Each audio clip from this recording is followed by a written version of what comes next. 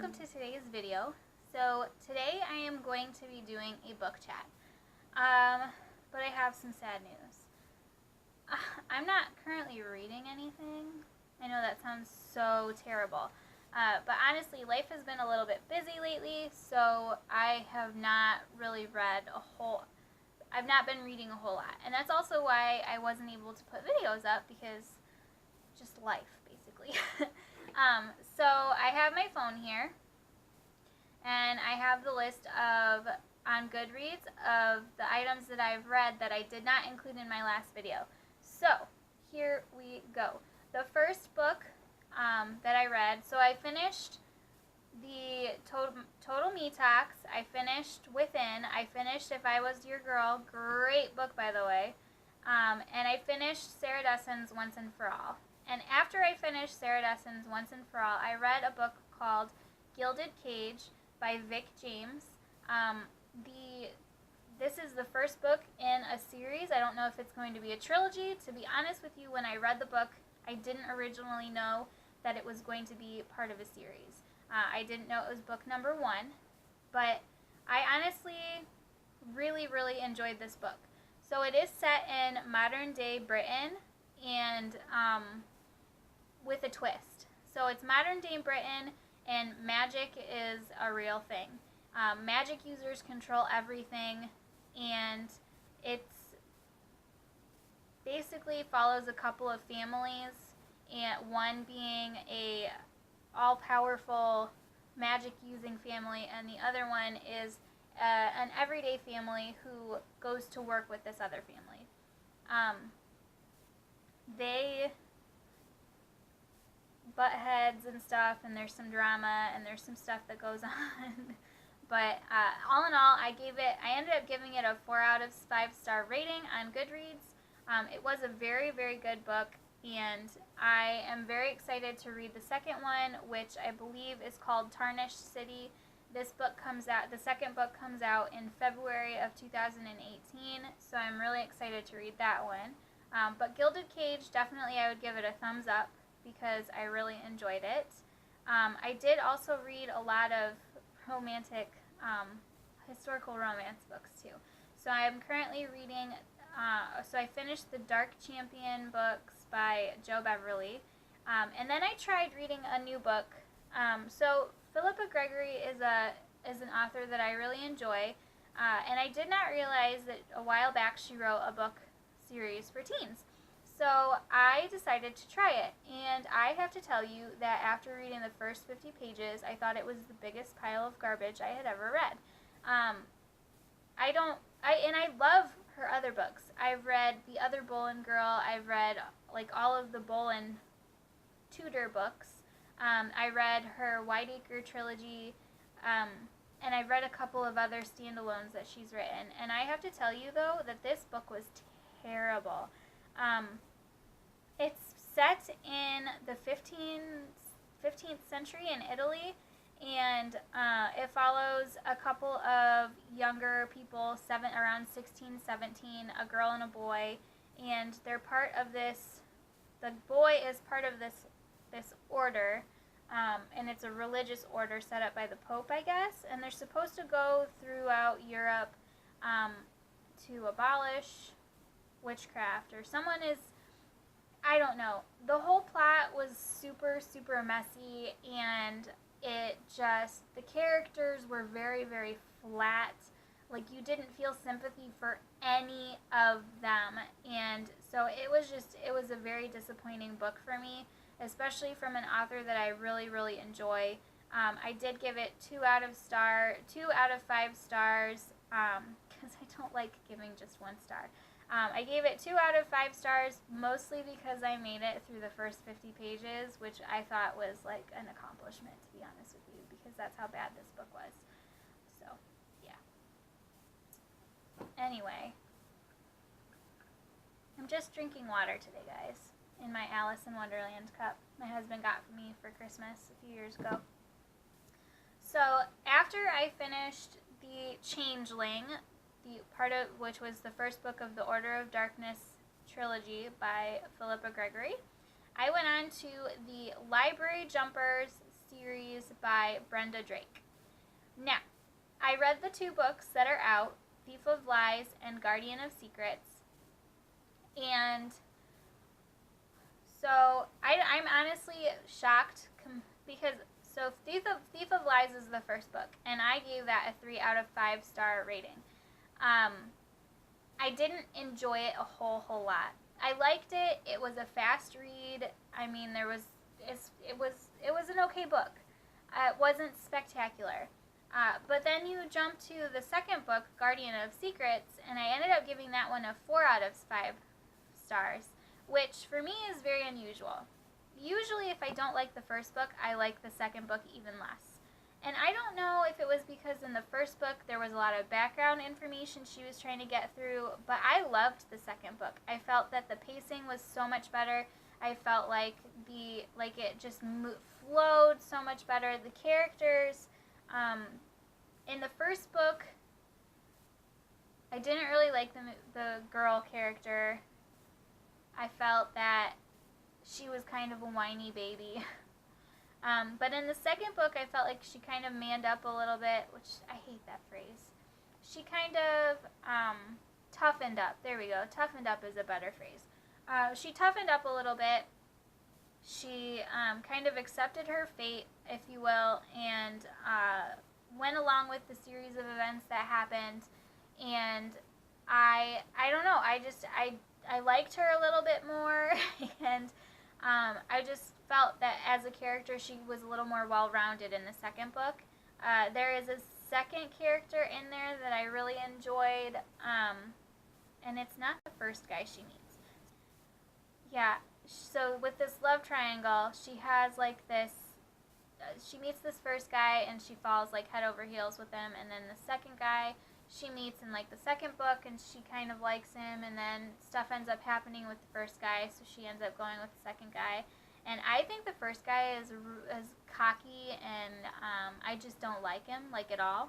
But the second guy, he's cocky too, but in a different way. Like, I don't know how to explain it. It's one of those things you just kind of have to read it and find out for yourself, really. But yeah, so those were the first 2 books, Thief of Lies being the first one. And again, I gave that a 3 out of 5 star rating. Guardian of Secrets was the second one, and I gave that a 4 out of 5 star rating. Brenda Drake is writing a 3rd book, and I'm not sure if this is just going to be a trilogy or not. I think it is, but every time I say that, the author then ends up coming out with more books. I think this is just going to be a trilogy, and the 3rd book is coming out next year in February, I think. So I'm definitely looking forward to reading that 3rd book and finding out what happens with her and her guys, and basically everything else that happens in the book.